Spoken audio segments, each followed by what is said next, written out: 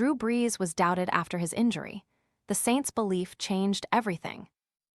Sean Payton and Mickey Loomis put on a brave face, knowing they had to publicly sell the idea that Drew Brees would be the New Orleans Saints' saving grace at quarterback, despite being 3 months removed from his right throwing shoulder, basically being shredded during the final week of the 2005 season. Advertisement, that's a belief the San Diego Chargers didn't have in Brees starting in 2004, when they traded for number 4 overall pick Phillip Rivers, and especially after Brees' shoulder injury. Wet boots ruining your mornings? This silent, fanless dryer gently dries boots, shoes, and gloves overnight while helping reduce damp odors, so your gear is ready when you are. Want to get the best verified deal and see full details? Visit grabdeal.us/4 right now. That's a belief the Miami Dolphins, at least their medical staff, didn't share either. And that's why Brees ended up in a hurricane Katrina-ravaged New Orleans rather than Miami. Predictably, Brees faced immediate questions about that shoulder at his introductory news conference for the Saints. The date was March 14, 2006, and Brees said he would start throwing in mid to late April with a rehab program lasting a few months and that he'd be ready by training camp. An almost defiant Brees answered these 2 questions. Do you think you'll be ready to participate in some preseason games? No concern whatsoever. Do you have any concern about being able to throw at 100% and getting your timing down with your receivers? No concern. If it sounded like Brees was holding a grudge at the time, you couldn't blame him.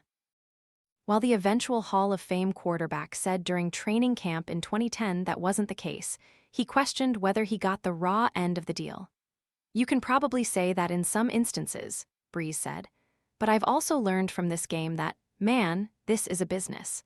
Sometimes there's guys that like you and believe in you. Sometimes they are not, for whatever reason. Sometimes things just seem to be out of your control. You do your best and you hope things work out. But sometimes your calling is to go somewhere else.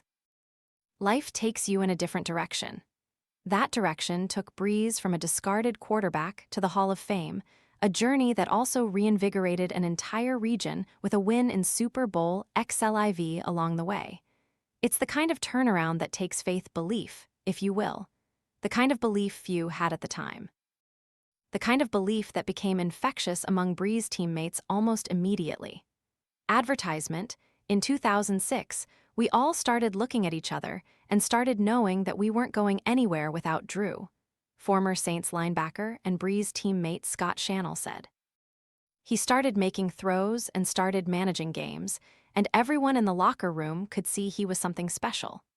Saints general manager Mickey Loomis said at Brees' first media gathering that Payton brought Brees' name up from day one. And frankly, I think I heard Drew's name every single day thereafter, Loomis added. No one ever needed to convince Payton, who believes nothing happened by accident when it came to Brees. When I was hired by the Saints as head coach in 2006, the very first goal was to establish a functional and winning culture, Payton said when Brees announced his retirement in March 2021. In doing so, it was vital to know what we were looking for in a player: talent, work ethic, makeup, intelligence, and leadership are all qualities we found in Drew Brees. We also found a player with a burning desire to win. Throughout his career, his consistency and dedication to excellence were unparalleled. In a very short period of time, he would help lead a region to recovery and a team to a Super Bowl championship. He was a magnificent leader both on and off the field. His attention to detail and competitive spirit were infectious. For all of us that have had the chance to coach him, it has been our privilege. We are better for it. Former Saints linebacker and Brees teammate Jonathan Vilma joined New Orleans in 2008, when Brees was already well on his way to building a Hall of Fame career. He recalled Brees being really good, but not great, when the quarterback played for the Chargers. It hit Vilma almost immediately when arriving in New Orleans that something was different with Brees. Advertisement, what changed him is when he almost had football taken away from him with the shoulder injury, Vilma said. I think that changed him as a competitor and as a person. Brees led the Saints to their first NFC Championship game in his debut season in New Orleans in 2006 and finished runner-up to former Chargers teammate LaDainian Tomlinson as NFL MVP. By the end of 2008, Brees would produce just the NFL's second 5,000-yard passing season. Dan Marino had the first 24 years earlier. Still, what made the NFL landscape truly believe in Brees and open the door to a Hall of Fame career occurred during the 2009 season. The Brees-led Saints won 16 games combined in the regular season and playoffs, including a 13-0 start that year.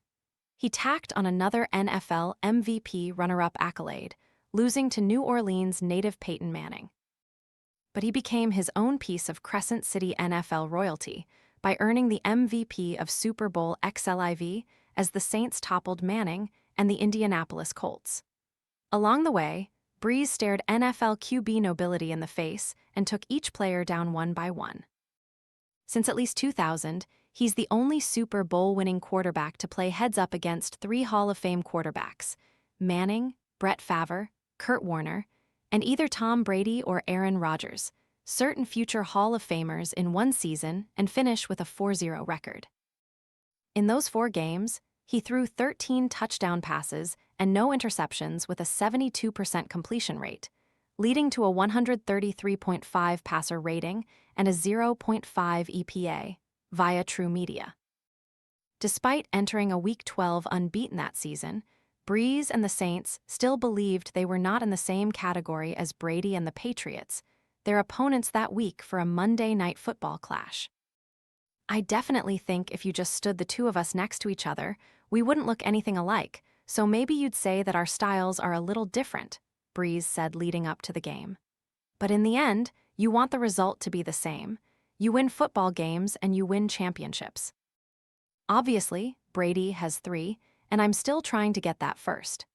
Advertisement in front of a national television audience, Brees produced a perfect 158.3 passer rating, throwing for 317 yards and 5 touchdowns as the Saints trounced the Patriots 38-17.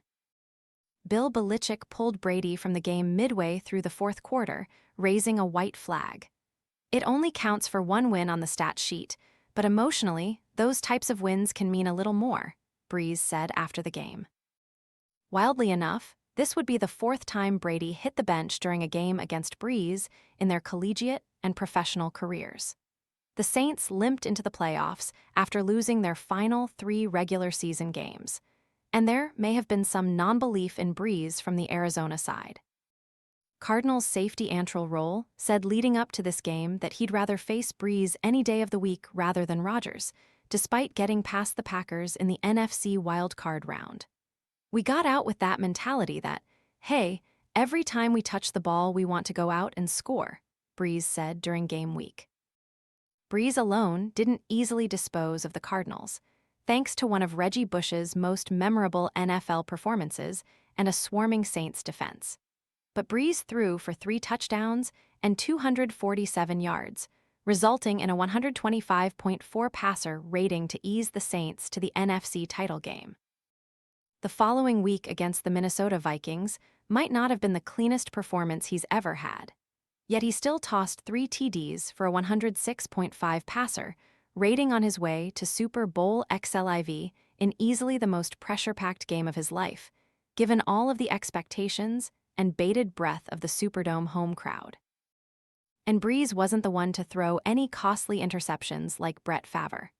After a shaky first 2 series, Brees calmed himself, eventually throwing more touchdowns, 2, than incompletions, 1 in the second half to propel the Saints to their only Super Bowl title in franchise history. Overall, Brees completed 82.1% of his passes for 288 yards, 2 TDs, no interceptions, and a 114.5 passer rating. Advertisement, "I mean, are you kidding me? 4 years ago, whoever thought this would be happening? It's unbelievable," Brees said after the 31-17 win. That Brees' seminal performance came in Miami was not without irony. 4 years previous, the Dolphins passed on him out of concern about his shoulder.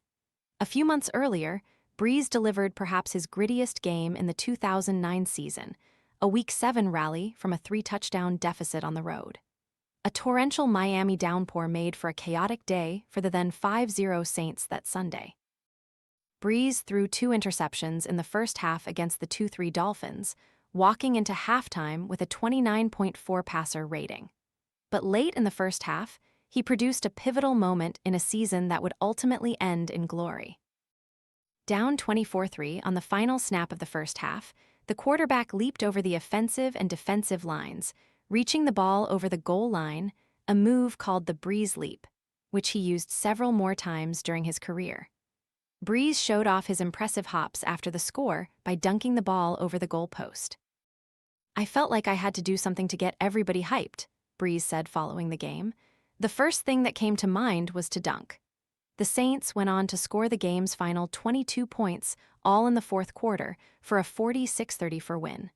"There was no doubt on our sideline we would come back and win," Brees said after the game.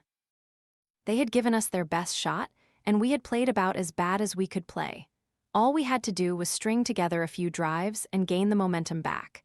We knew it was going to happen, and it did." Fast forward to training camp in 2019. Brees said something so unbelievable and preposterous that it felt impossible to take him seriously. "By no means have I arrived," Brees said with a straight face. "I had a coach tell me, as long as you're green, you will continue to grow, but as soon as you're ripe, you'll soon be rotten. So, as soon as you think you know it all, you are done. I am still green." And yet he believed what he was saying to be true. Believing in Brees turned out to be the right play for the right team at the right time.